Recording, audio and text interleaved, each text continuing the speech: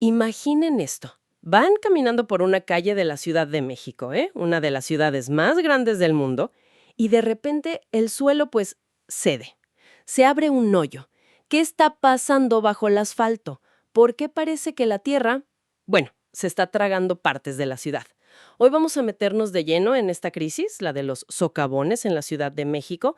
Le pondremos especial atención a lo que pasó en 2025, que parece que fue un año clave, ¿no?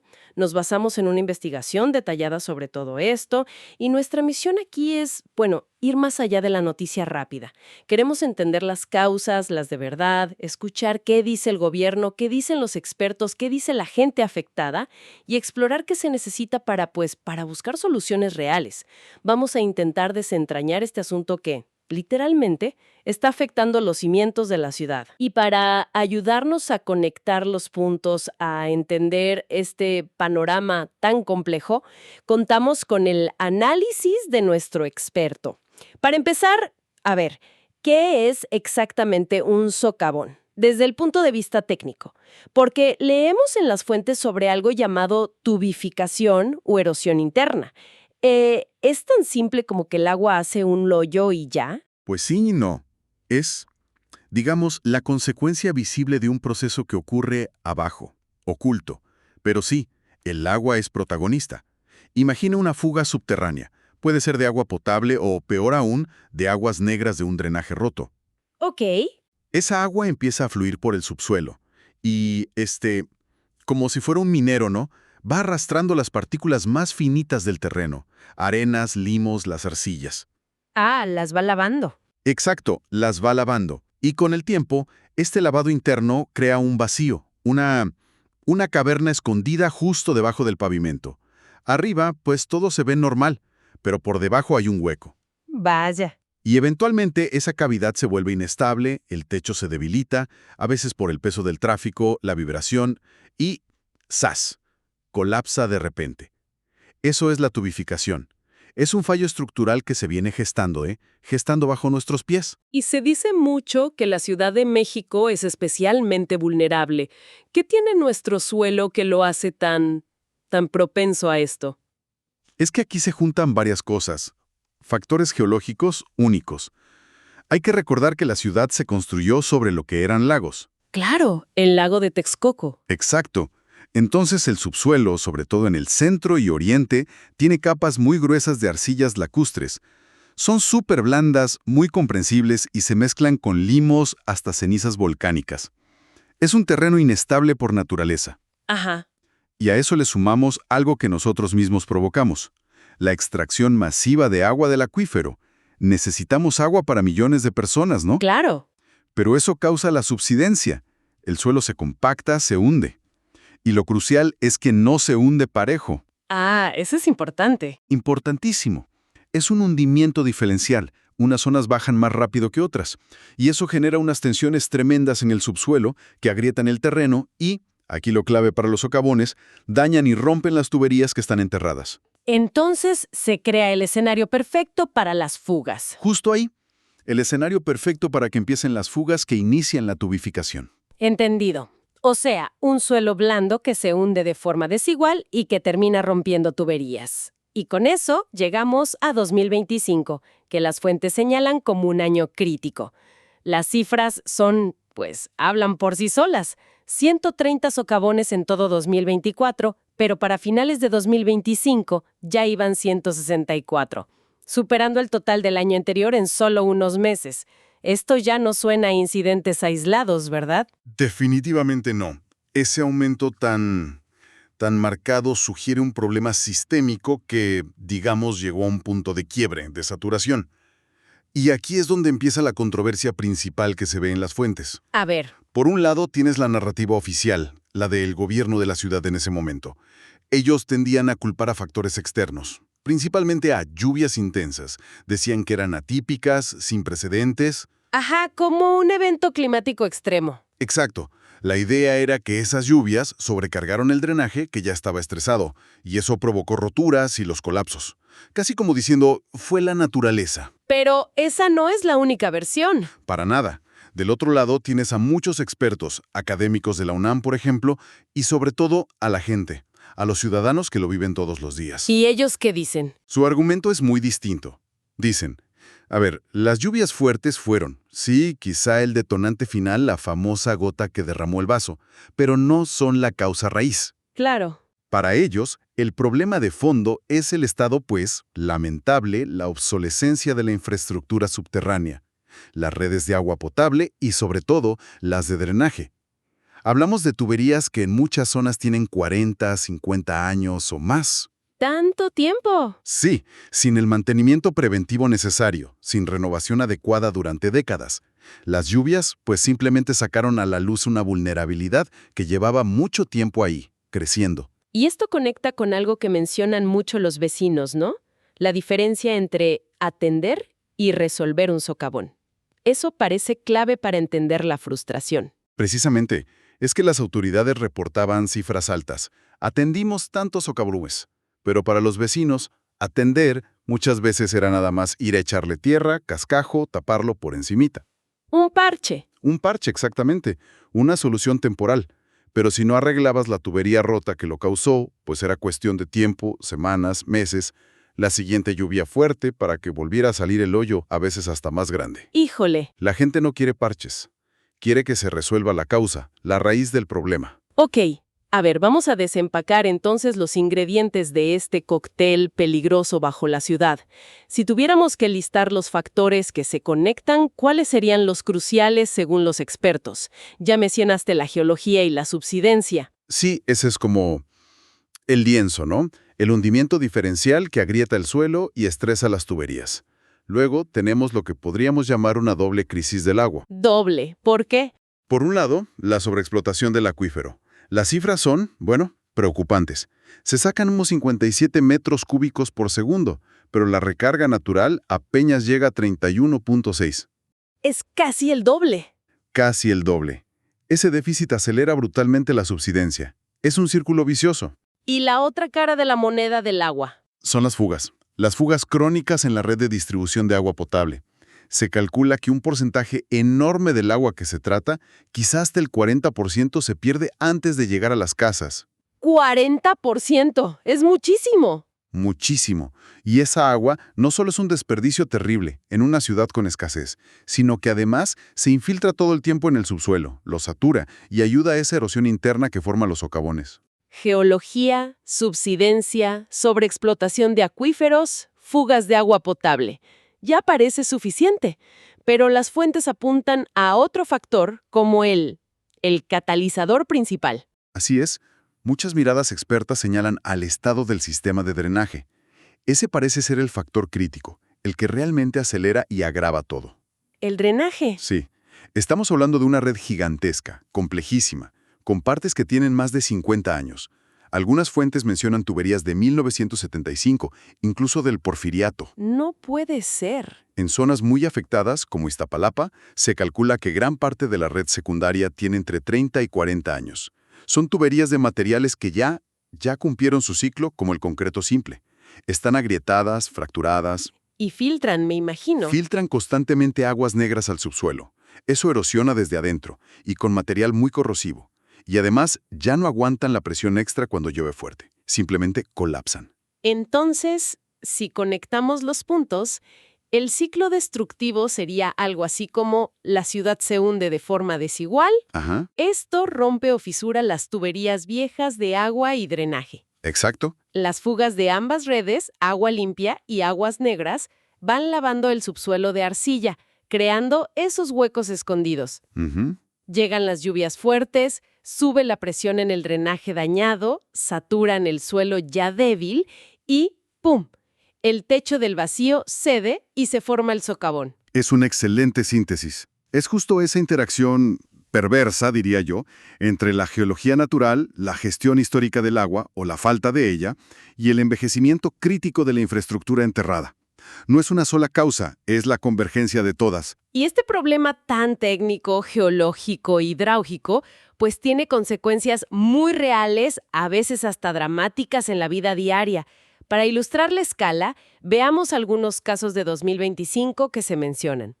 Se habla mucho de la calzada Zaragoza, por ejemplo. Una vía súper importante. Sí, la Zaragoza se volvió un ejemplo recurrente. Aparecieron varios socavones grandes que obligaron a cerrar carriles, reparaciones largas de 15 días hasta un mes. Imagínate el caos vial. Uf, tremendo. Y no es casualidad. Esa zona tiene una de las tasas de hundimiento más altas de la ciudad, como 10 o 15 centímetros al año.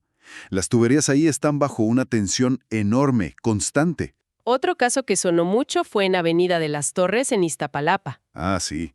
Ahí fue casi de libro de texto. Aparecieron 9 socavones en un tramo relativamente corto. 9. Eso era señal clarísima de que un colector principal de drenaje subterráneo había colapsado. ¿Y cuánto costó arreglar eso? Pues la reparación de apenas 2 kilómetros de ese colector costó, según reportes, 50 millones de pesos. ¿50 millones por 2 kilómetros? Exacto. Y aquí es donde las cifras marean. Si haces la extrapolación, renovar los, digamos, 12.500 kilómetros de drenaje que se consideran obsoletos en toda la ciudad, podría costar, según algunas estimaciones, cientos de miles de millones de pesos. Te da una idea de la magnitud del reto financiero. Cifras astronómicas. Y quizá el caso que más impactó, humanamente hablando, fue en la colonia Renovación, también en Iztapalapa, en septiembre de 2025. Ese fue muy dramático, sí. Empezó como un socavón que se tragó parte de un camión de refrescos. Ya eso llama la atención. Claro, pero con las lluvias que siguieron, el agujero siguió creciendo, hasta tener como 10 metros de diámetro y varios de profundidad. Y lo más grave, puso en riesgo directo estructural a varias casas pegadas. ¡Qué miedo! Sí, las autoridades tuvieron que evacuar de emergencia a unas 25 o 27 personas, de 3 a 8 familias, que tuvieron que dejar sus casas e irse a albergues. Esto te muestra muy crudamente que no es solo un bache en la calle, es una amenaza real al patrimonio y a la seguridad física de la gente. Impactante. Escuchar estos casos realmente aterriza el problema más allá de los números y la técnica. Totalmente. El impacto es por todos lados. Están los costos económicos directos, que son enormes. Ya dijimos los 50 millones de Ab de las Torres. Otra fuente decía que solo hasta julio de 2025, el gobierno de la ciudad ya había gastado como 100 millones de pesos en atender unos 80 socavones. 100 millones en reparaciones reactivas. Vial, horas perdidas de productividad, más gasto en transporte, en logística para empresas, el desgaste de los coches. ¿Y los negocios locales, me imagino? Devastador para ellos. Las fuentes hablan de caídas en ventas del 30-40% en zonas con cierres largos. Hay testimonios muy fuertes, como el de un comerciante en la GAM, la Gustavo Madero, que reportó pérdidas de casi $500,000 de pesos. ¿Medio millón? Sí, porque un socavón hizo que su local fuera inaccesible, inhabitable, por semanas. Mercancía dañada, inventario perdido. Terrible. Y más allá del dinero, están los riesgos directos a la seguridad, a la salud. Por supuesto, el peligro obvio de que alguien caiga, un coche, una persona, a veces aparecen de la nada. Pero también los daños a las casas cercanas, grietas que crecen, inclinaciones peligrosas y, en casos extremos, el riesgo de derrumbe. Claro. Y no olvidemos el riesgo sanitario. Cuando colapsa un drenaje, las aguas negras se pueden filtrar, contaminar agua, generar focos de infección, malos olores.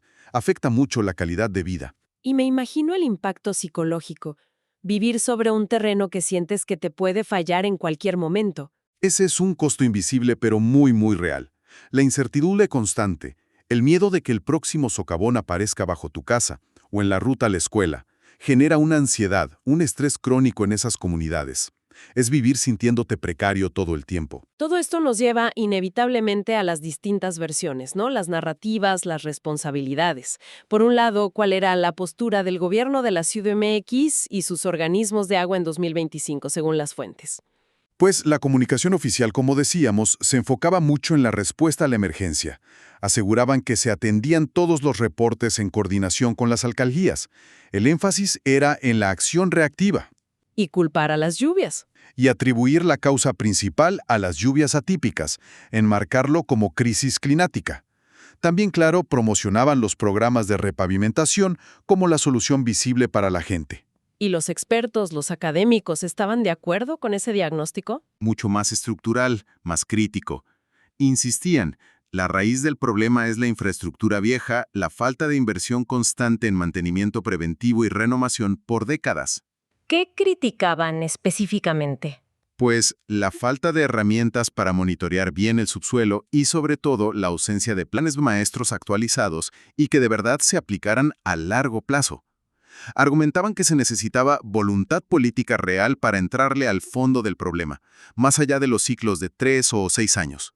Y luego está la voz de la gente, los que lo sufren diario. ¿Cuál era su percepción? Su voz, la que recogen varias fuentes, es la que muestra más frustración, más escepticismo. Denunciaban que los arreglos eran superficiales, puro maquillaje que no duraba.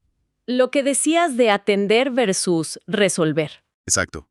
Criticaban la mala calidad de los trabajos, que a veces los dejaban a medias, o que las cuadrillas nomás iban, tomaban fotos y se iban sin una solución real.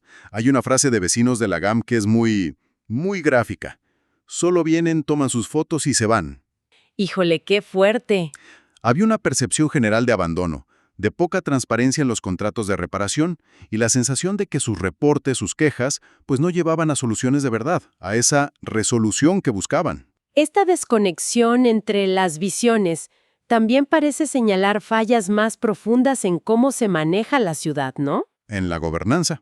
Sin duda, un ejemplo muy claro que mencionan las fuentes es el estado del Atlas de Riesgos de la CDMX, El Atlas de riesgos, ¿sí? que debería ser una herramienta clave para planear, para prevenir desastres, ¿no? Para saber dónde están las zonas más vulnerables, incluyendo estos problemas geológicos y de infraestructura. Bueno, pues en 2025, ese Atlas llevaba más de 5 años sin actualizarse de forma integral. 5 años. 5 años. Y operar sin un mapa de riesgos actualizados como navegar a ciegas. Hace muy difícil priorizar dónde invertir, tomar decisiones informadas sobre dónde y cómo construir, enfocar la prevención. Que esté desactualizado es síntoma de una cultura administrativa que muchas veces prefiere reaccionar que prevenir. Y hay otros factores de gobernanza. Pues también se menciona la propia estructura administrativa. Las responsabilidades están como fragmentadas, ¿no? Entre el gobierno central, que ve las avenidas principales, y las 16 alcaldías que ven las calles secundarias. Eso puede complicar una respuesta coordinada, sistémica, a un problema que obviamente no respeta límites de alcaldías. Frente a este panorama tan complejo, tan costoso y con tantas fracturas literales y figuradas, ¿hay salida? ¿Qué se necesitaría realmente para construir un futuro más sólido bajo nuestros pies? Definitivamente hay soluciones, técnicas y estratégicas. Pero sí, requieren un cambio de paradigma fundamental. Pasar de esta gestión de crisis constante a una verdadera cultura de prevención y gestión integral del riesgo. ¿Y eso qué implica en concreto? Varias cosas interconectadas. Primero, y urge, planificación estratégica basada en diagnósticos reales. Terminar, aprobar y sobre todo ejecutar un plan maestro de drenaje y uno de agua potable actualizados con visión de largo plazo. El último plan de drenaje integral tiene muchos años. Operar sin una hoja de ruta clara para renovar lo más crítico es insostenible. Y supongo que esos planes requieren dinero. Monumental, no hay duda. Conseguirla y asegurar que se aplique transeccionalmente requiere un pacto social y político muy fuerte, que blinde esos recursos y que se vean no como gasto, sino como inversión indispensable en seguridad, salud pública, en la viabilidad misma de la ciudad. Históricamente, lograr esa continuidad en México ha sido difícil, pero quizá la magnitud de esta crisis fuerce a buscar mecanismos financieros y de gobernanza nuevos, protegidos de los vaivenes políticos. Además de planear y de invertir, ¿qué papel juega la tecnología? Uno crucial. Para pasar de reaccionar a anticipar, se necesita implementar ya de forma sistemática tecnologías de monitoreo modernas. ¿Cómo cuáles? Por ejemplo, sistemas de información geográfica, los SIG.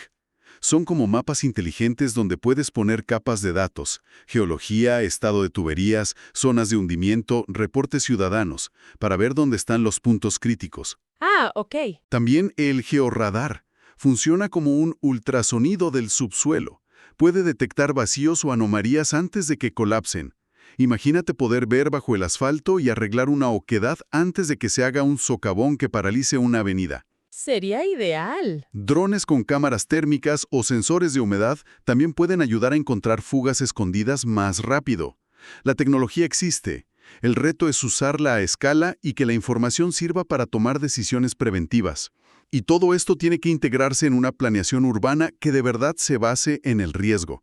El Atlas de Riesgos no puede ser un documento estático guardado en un cajón. Debe ser una herramienta viva, dinámica, actualizada constantemente con nueva información, incluyendo la de estas tecnologías, y que sea accesible, no solo para autoridades, también para la gente. Para tomar decisiones informadas. Exacto. Todas las decisiones importantes, dónde construir, qué tipo de construcciones, dónde priorizar el mantenimiento, cómo diseñar nueva infraestructura deberían estar informadas por ese mapa de riesgos. Entonces, las recomendaciones clave que surgen de la investigación son bastante claras. Hacer una auditoría profunda para saber cómo están realmente las redes subterráneas. Fundamental. Crear un fondo multianual protegido y transparente solo para renovar infraestructura hidráulica. Sí, blindado. Priorizar las inversiones en las zonas de más riesgo, como Iztapalapa, Tláhuac, Lagam, pero de forma clara y pública. Transparencia total. Actualizar y usar el Atlas de Riesgos como guía, cambiar la narrativa oficial para reconocer el problema estructural, más allá de las lluvias.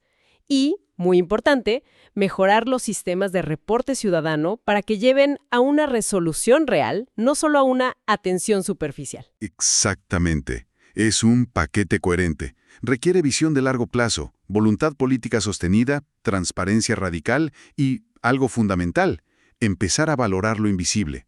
Esa infraestructura crítica que, aunque no la veamos, es la que permite que funcione una megaciudad como esta.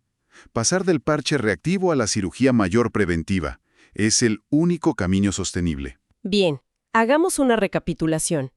Los socavones que vemos abrirse cada vez más en la Ciudad de México no son eventos aislados, ni simples accidentes. Son la cara visible de una crisis subterránea profunda, compleja. Una mezcla explosiva de geología vulnerable, sí, pero agravada por décadas de sobreexplotación de agua y, crucialmente, el envejecimiento y la falta de renovación de infraestructura hidráulica esencial que está llegando al límite. Al final de su vida útil en muchas partes. Exacto. Las lluvias intensas pueden ser el gatillo, la chispa, pero la pólvora ya estaba ahí, acumulada por mucho tiempo. Y el costo de seguir así, a base de parches, es enorme. Económico, social, humano. Y el mensaje central que queda de este análisis es que aunque el desafío es de una escala monumental, no estamos ante un problema sin solución. Existen las soluciones técnicas, las estrategias de gestión, las herramientas tecnológicas. Sabemos, en gran medida, qué hay que hacer. Entonces, ¿dónde está el cuello de botella? El verdadero cuello de botella está en la capacidad de generar esa inversión masiva necesaria, la voluntad política para sostenerla en el tiempo, más allá de un gobierno, y quizá lo más difícil, un cambio cultural profundo, hacia la prevención, la planeación a largo plazo y la valoración real de esa infraestructura subterránea como pilar de la resiliencia urbana. Lo cual nos deja con una reflexión final. Más allá de los debates sobre ingeniería, presupuestos, responsabilidades políticas, ¿qué nos dice esta crisis de los socavones sobre cómo una megaciudad como la CDMX concibe y planifica, o quizá no planifica, su futuro sobre cimientos que son literalmente frágiles y móviles? ¿Estamos de verdad invirtiendo en construir una ciudad resiliente para las próximas generaciones? ¿O nos estamos conformando con tapar la última grieta visible en el pavimento, cruzando los dedos para que la próxima no se abra justo bajo nuestros propios pies?